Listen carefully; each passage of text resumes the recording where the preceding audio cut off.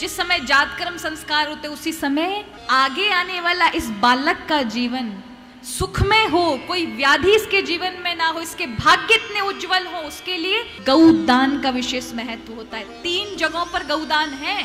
10 महादानों में से गौदान, भूमि दान, जल दान, अन्न दान, लवण दान और स्वर्ण दान, ये ऐसे दान है जो प्रत्येक व्यक्ति को अपने जीवन में इन 10 दानों को करना ही चाहिए। तो हमारे यहाँ 3 जगहों पर गौदान की विशेष महत्वता है। बालक के जन्म पर, विवाह काल पर, मृत्यु काल पर, ये तीनों में गौदान संभाल देती है अगर व्यक्ति का भाग्य बुरा होता है तो। प्रारंभ में क्यों? जैसे ही बालक है तो इसका जन्म प्रारब्ध क्या संस्कार लेकर आया है, कितना जीवन लेकर आया है, कितना इस जीवन में भोग को लेकर आया है, ये सब है। तो जब गौदान करते तो उसके जितने भी, अगर अकाल मृत्यु है, मृत्यु योग है उस बालक के जन्म इस काल में, स्वास्थ्य संबंधी समस्या है या भाग्यहीन है, तो उस गौदान के कारण से, उसके पुण्य से उसको आगे का जीवन सुखद मिल जाता है। विवाह काल में भी जब पिता पाणी ग्रहण संस्कार करता है, वागदान करता है, उस समय गौदान है। कितने लोग करते हैं?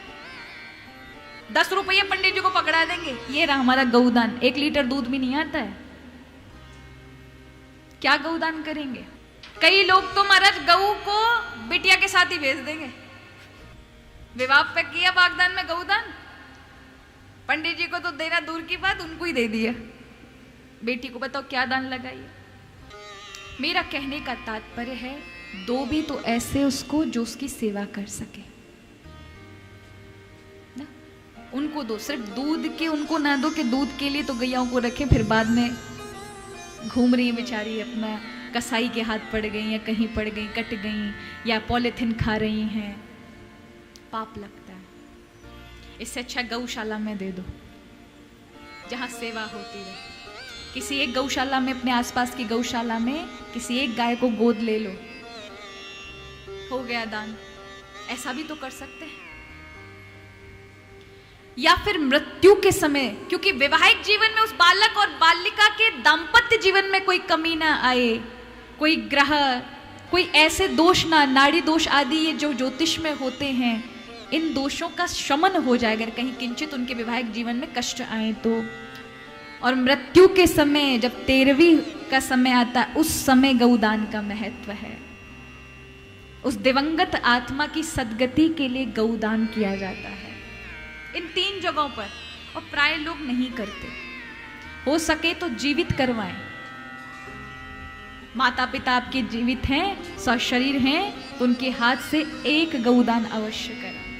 गाय की पुक्ष पकड़कर पूजन करके गौदान किया जाता है महाराज, अवश्य होना चाहिए गौदान। और देने वाला भी ऐसा होना चाहिए, जिसको आप दे रहे हैं गौदान, वो गौ माता की सेवा करने वाला हो। केवल दुग्ध की लालसा से जो गौ माता को लेगा, उसको भी दंड मिलेगा और आपको भी, क्योंकि आपने सही व्यक्ति की पात्रता को नहीं चुना है। इसलिए कुछ दानों में विशेष पात्रता को देखना पड़ता है। बाकी आप अन्नदान करें, पात्रता नहीं देखनी पड़ती। भूखा है वही इसकी पात्रता है, चाहे वो ज्वारी खाए, शराबी खाए, कोई भी खाए। अन्नदान में नहीं देखी जाती पात्रता, जलदान में पात्रता नहीं देखी जाती, कोई भी खाए, सबके मुंह पे पड़ना चाहिए यदि वो भूखा है तो, यही उसकी पात्रता है। लेकिन गौदान में पात्रता देखनी पड़ती है कि सामने वाला कहीं उस गाय को दुग्ध पीने के बाद छोड़ ना दे, उसकी दुर्दशा ना हो जाए। और आजकल कई बार बहुत कम लोग हैं जो रखते हैं, नहीं प्राय लोग छोड़ देते हैं। कितने सारी गाय देखें आप सड़क पे घूमती नजर आती हैं, पॉलिथीन खा रही हैं। अब गाय पॉलिथीन खाएं, कचरा खाएं, उन्हें कैंसर बन जाएगा, उनका फिर पेट फटेगा। किसी ने इलाज करा दिया तो ठीक है, नहीं तो तड़प तड़प के सड़क किनारे मर गई।